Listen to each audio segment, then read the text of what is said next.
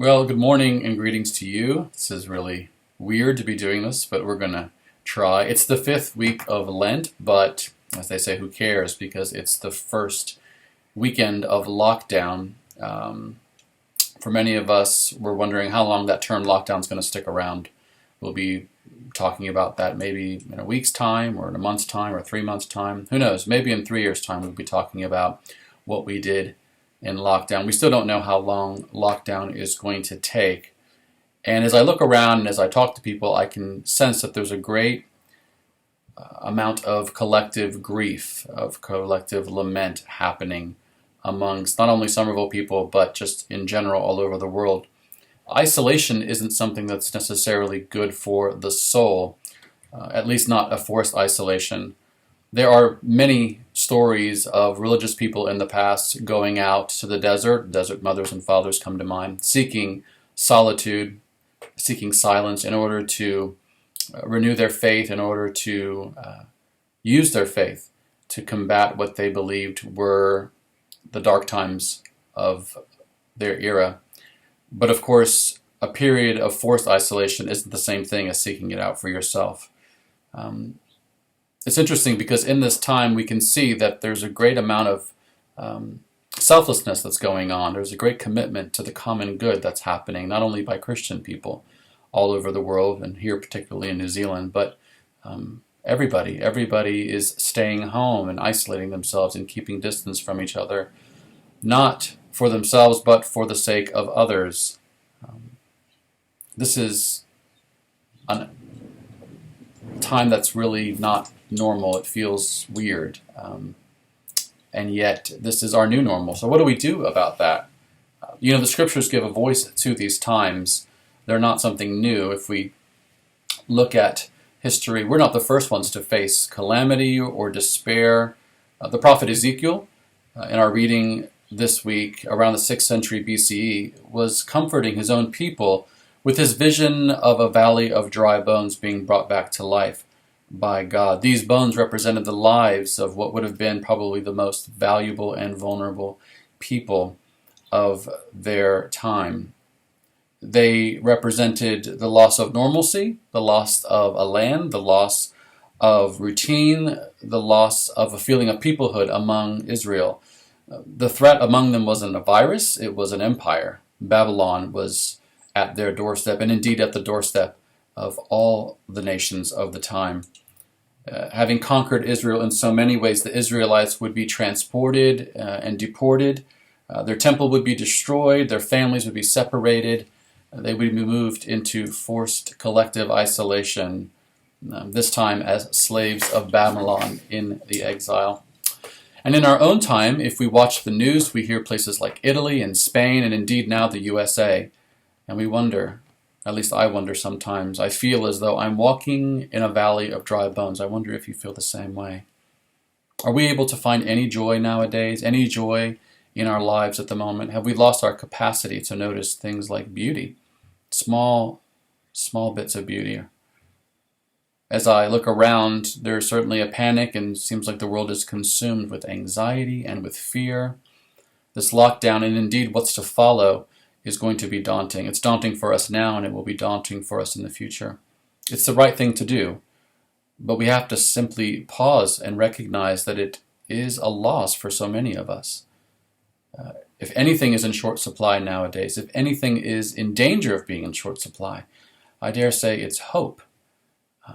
And hope is an important thing for us. It's the top of the list for Christians. It makes no sense to be a Christian without hope. Hope is the fuel for the engine of our faith. It's not a logical thing or an empirical thing. It can't be touched or it can't be hoarded. It can't be consumed. It isn't efficient. I don't even know if it's an emotion. Is it an emotion? I'm not sure. But it's what's left. It's what's left after we've done all of our planning, after all of our effort. It's what's left after all of our cleverness has run out. Hope is what's left over when we've exhausted all of our other possibilities. It's what we have when we run the numbers and they don't add up. It's what we have when we're out of options. It's what we have, all we have, when the future is unknown. The relationship between faith and hope is an important one. That is, faith and hope, they naturally coexist. Whenever there's a crisis of one, there is a crisis of the other. Whenever one kind of is in need or is lacking, the other one suffers. John Calvin, who is a great giant of our tradition, said in his Institutes of the Christian Religion that faith is the firm persuasion of the truth of God, a persuasion that it can never be false and never deceive and never be vain. Hope? For Calvin, hope was nothing more than the expectation of those things which faith had previously believed to be truly promised by God. So he said that faith believed that God is true, and hope expects that in due season God will manifest this truth. Faith believes that God is our Father, and hope expects that he will always act the part of the Father to us. Faith believes that eternal life has been given to us, and hope expects that it will one day be revealed to us.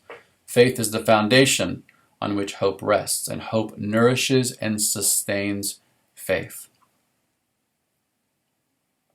In our time of lockdown, one crucial aspect of our faith is to not lose hope, to maintain a faith in the possibility of a better future. And does this sound foolish to you? Does it sound contra the evidence, or does it even sound impossible, difficult? It may well be that those things are true, that these are times when the future is truly unknown and we don't know what normal is going to look like once lockdown is lifted, once this virus is once and for all confronted and a vaccine is created. But as people of hope and as people of faith, I think we're called to witness, both individually and communally, to witness to the God who still gives life to dry bones, to the God who not only enlivens individuals but families, not only families but communities, not only communities but a whole nation. It's interesting because whenever I feel low or whenever I feel hopeless, I often turn to the book of Psalms, which is quite interesting because the book of Psalms is a funny book. I'm often amazed of why the book of Psalms was included in the canon, why Psalms are there. I mean, if you were going to make up a religion, if you could say the argument against religion is that it's just man-made and made up, why would you preserve some of the most strange poetry about the divine that has ever been written? No other religious system really preserves these poems, these human voices that despair at God, that indict God, that shake their fist at God, that point their finger at God. Who are these people, and who is this God?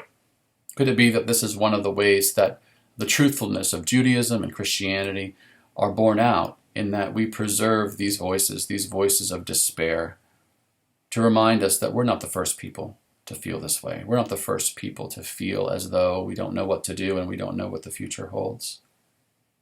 The Psalms are where you find the nitty-gritty of faith and life, and what it's like to live your entire life before the face of God. Now, many of us would be familiar with the 23rd Psalm, "The Lord is my shepherd," but there are many more, and they surprise as much as they inspire. And one of the things that the Psalms are keen to do is to preserve hope. This is quite interesting to me. So in Psalm 130, one of our readings for this week, the psalmist cries out from the depths. Now in the old Bibles, the title of this psalm in the Latin was called In Profundis, from the depths. Profundis is where we get this word profound. And indeed, it's fitting for our times because we are living in profound times. In the psalm, Profundis refers to the depths of the psalmist's situation. Those circumstances are not enumerated, they're not explained. We don't know what their situation was. We only know that in their time of most urgent need, the psalmist sought consolation from God. Now, I can only imagine that for most of us, we are living indeed in the depths, in profundis, in extremis. Many of us are with our family and our loved ones, and that's hard. For many of us, it's a consolation. For more of us, there will be some of us that are in isolation alone. We are truly isolated. We are watching television all day, or we've read everything we can possibly read. We're waiting for the phone to ring and wondering when this is going to lift. For many of us, church was the highlight of our week in some ways, not only spiritually, but socially. And that now has been taken away from us. Mere 10 days ago, our calendars were filled with all manner of things to do. We had doctor's appointments and coffee dates. We had places to go and places to be, birthday parties, plays, movies, all manner of things. And those things have simply disappeared. And that is where we're at, in the depths, in Profundis. The depths of isolation, the depths of despair, of fear, and of worry. Yes, it's the truthfulness of Psalm 130, is that here we are in the depths, not knowing what to do with ourselves or what emotions to even feel. So what do we do? What is the appropriate thing to feel and do while we're in the depths? The first thing is that we should acknowledge that that's where we are. We should feel the sting of our loneliness, acknowledge the grief and the bewilderment of such a time as this. Recognize that this longing and this feeling of lament that we're feeling are not reactions of somebody who has very little faith, but in fact, in joining in the psalmist tradition, they are acts of people of great faith, this feeling of longing and this feeling of lament. So what do? Cast our worries on God. We feel free to shake our fist at God, to ask the question that's on our hearts, but something perhaps that we're afraid of speaking and saying, God, where are you in all of this? How do we explain our situation? How do we have faith and hope in our future? When we do that, when we have the rawness and the vulnerability to speak out, to allow the prayers to come out of our mouth, like the psalmists do, I think we're engaging in a great act, not of doubt or crisis of faith, but a great act of faith, a great act of faithfulness. We are expressing ourselves, we're gesturing towards something beyond ourselves, something beyond our circumstances, a power that has to come from outside of our world, outside of everything that we can do, everything that we can make happen with our own power and our cleverness. It has to come from outside of us, outside of our rationality, outside of our reality. It's a hope that comes from outside our time and place. And in and through that, it's a great act of faith that gets to be fueled by hope. Next week marks the beginning of Holy Week, which is really odd. What a strange time for all of us. Never thought we would be trying to figure out how to celebrate Palm Sunday or even Easter or Good Friday, for that matter, in forced lockdown, in isolation, in Profundis. But it's fitting, I think, that as we approach this time, Easter is just around the corner. It's fitting that we have to remind ourselves over and over again that though we are in Profundis, though we're in a hard time, that Easter is the time of resurrection. It's the time of reminding us that God, in the end, in a hopeful way, in a faithful way, holds the victory over life and death, holds the victory over our depths, the depths of our life and the depths of our situation. Indeed, the resurrection of Jesus Christ functions as a hopeful reminder in times of extremis, in times like these, of a power greater than anxiety, greater than worry, and greater than dread. Easter, friends, is the marking and celebration of God's victory over the depths, a remembrance of our rescue and of our salvation and of our future in God, no matter what our future in this world holds. It's a future that's worth hoping for. And the Easter story reminds us that it's closer than we can ever imagine. So this week, may God be with you. May God bless you and encourage you. And may you feel all the feels, all the emotions that are washing over you, reminding you that God is with you, that you are alive, that you are well, and that in your depths you have a God to turn to for consolation. Thanks be to God. Amen.